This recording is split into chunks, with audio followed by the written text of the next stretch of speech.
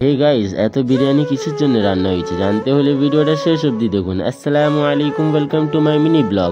আজকে ছিল আমাদের মাদ্রাসায় জলসা, আর জলসাতে আমার হুজুর আমাকে দাওয়াত দিয়েছে।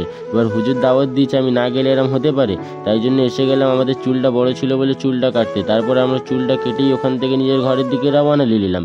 তারপরে ঘরে যেয়ে তাড়াতাড়ি করে গোসল করে পাঞ্জাবিটা পরে নিলাম।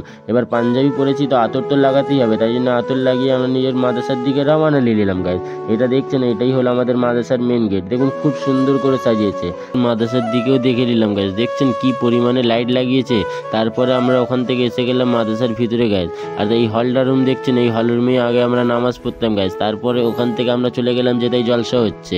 আপনারা দেখুন মেন গেটটা কত সুন্দর করে সাজিয়েছে গাইস। এখানেই আমাদের জলসা হচ্ছে বলে তাই জন্য একটুখানি আমরা এখানে বসে নিলাম। তারপরে মেন টপিকে আসি গাইস। আমাদের মাদ্রাসায় জলসা হলেই 25-30 ডেক বিরিয়ানি রান্না হয় গাইস। যতটা হয় ছাত্ররা খায়, তারপরে পাড়াতে সব বিরিয়ানিগুলো বেটে দেয় গাইস। তারপরে আমাদের জলসা 4:30-র দিকে শেষ হলো বলে আমরা নিজের ঘরের দিকে রওনা দিয়ে নিলাম গাইস। তো আজকের মতো এতটাই। ভিডিওটা ভালো লেগে থাকলে ভিডিওতে একটা লাইক করুন আর আমাদের চ্যানেলটাকে সাবস্ক্রাইব করুন। আসসালামু আলাইকুম, বাই বাই গাইস।